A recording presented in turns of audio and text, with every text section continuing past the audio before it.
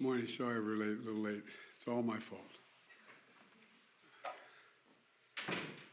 Well, look, I think we got a good jobs report. I'm happy to report that our economy has created over 300,000 new jobs last month, and that's on top of a 500,000 jobs we added the month before. All told, we've created more than 12,000 jobs since I took office, nearly 8,000 of them manufacturing jobs. That means overall, we've created more jobs in 2 years than any administration has created in their first 4 years. And I think all this matters. It's no accident. It means our economic plan is working. And when I took office, the recovery and the economy there was no recovery and the economy was reeling. And 18 million people were unemployed on unemployment insurance compared to less than 2 million today. Unemployment was 6.3%. And nonpartisan Congressional Budget Office predicted it wouldn't get below 4% until 2026.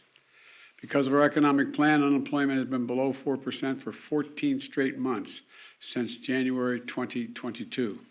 Last month, the unemployment rate remained near the lowest level in 50 years. 50 years. And that's really good news. People who are staying out of the job market, this is particularly good news, are now getting back into the job market. They're coming off the sidelines. They're getting back into the job market. The share of working age folks who are in the labor force is higher than it's been any time since 2008. That was one of the big predictors everybody was looking at. Tomorrow, it'll be 2 years since I signed the American Rescue Plan into law. It led to the fastest recovery of any major economy in the world. It laid the foundation for the progress we've been seeing and we see today. Record new business applications, more Americans with health care coverage than ever, including more than 14 million Americans saving $800 a year on their health insurance. Unprecedented tax relief for nearly 40 million families with 65 million children, thanks to the child tax credit, which cut child poverty in half.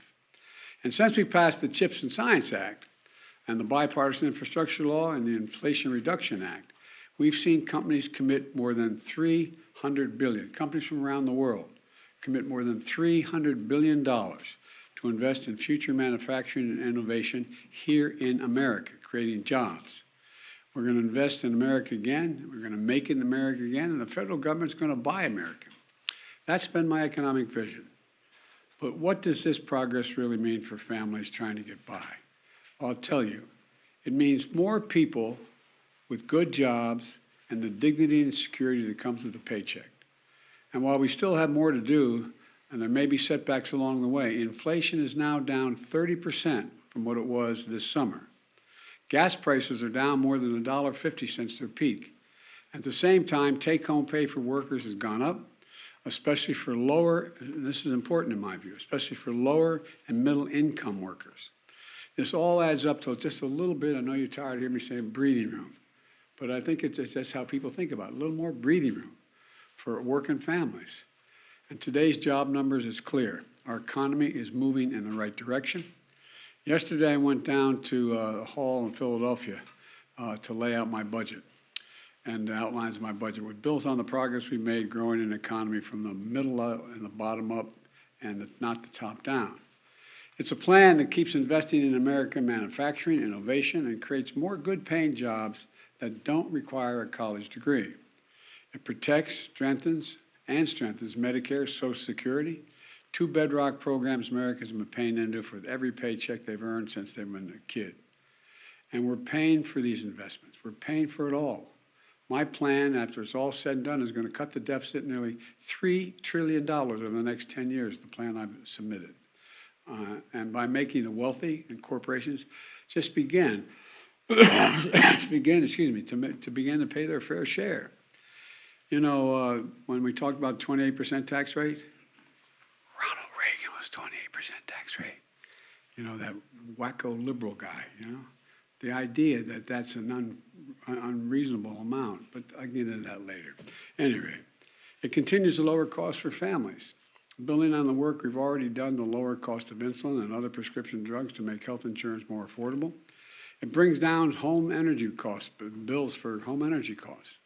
And our plan is a stark contrast to the MAGA Republican plan in Congress, where they're doubling down on the same failed policies of the past that would give special tax breaks to the wealthy, keep the tax breaks that were put in place by the last president, the wealthy tax breaks for big oil, tax breaks for pharma, at the expense of seniors and families.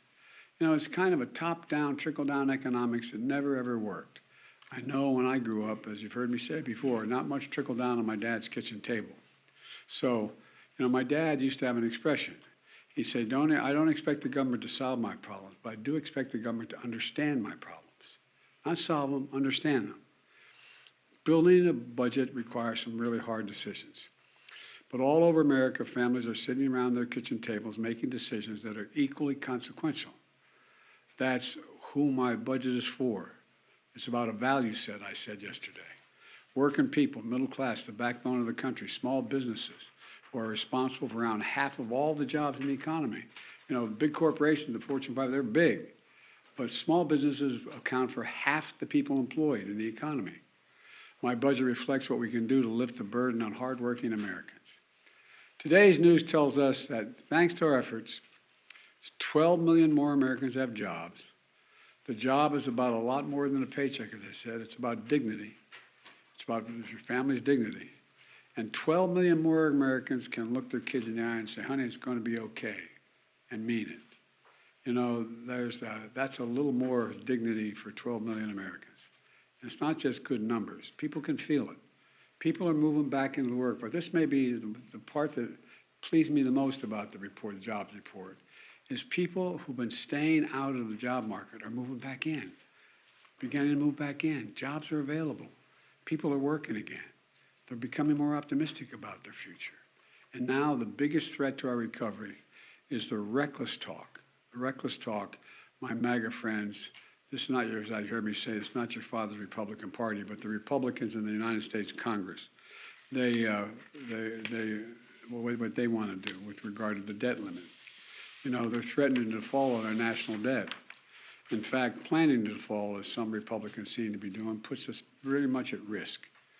I believe we should be building on our progress, not go backwards.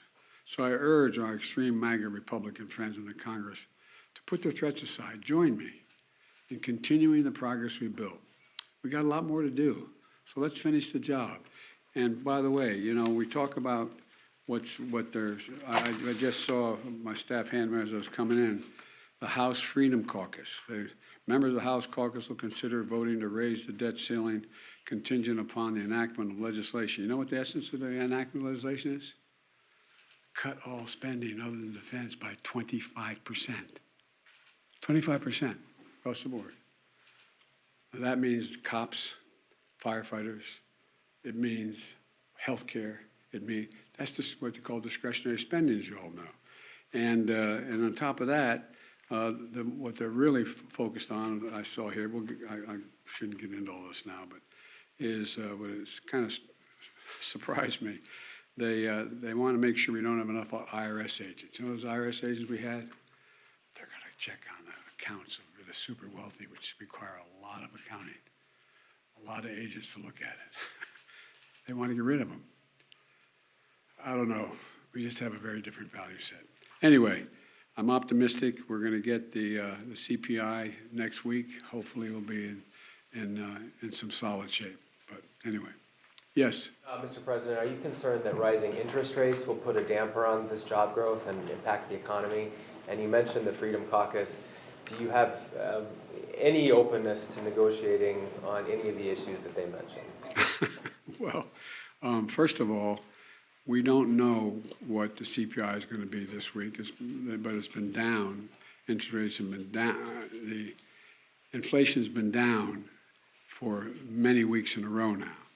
And I said we're going to see blips going up, but I feel confident that we're headed in the right direction.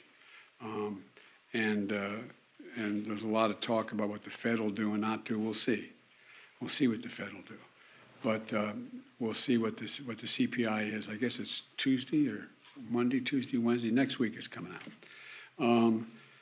The idea that I'm going to agree that we start to figure out where we cut 25% across the board. By the way, their entire program does not lower the deficit one single penny. They're keeping, if what they say they mean, if they're going to keep the tax cuts from the last president, number one, almost $2 trillion, if they're going to, in fact, no additional taxes on the wealthy, matter of fact, reducing taxes. And in addition to that, on top of that, they're going to say we have to cut 25% of every program across the board.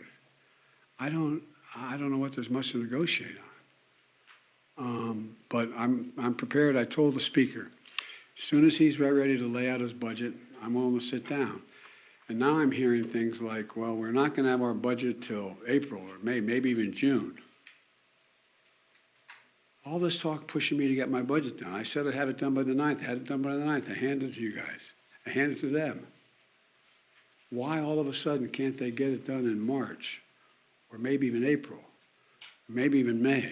I mean, I don't know. It doesn't sound like they're on the level yet. So thank you very much. Thank you, everyone. What are your thoughts on Saudi Arabia and Iran reestablishing diplomatic relations, sir?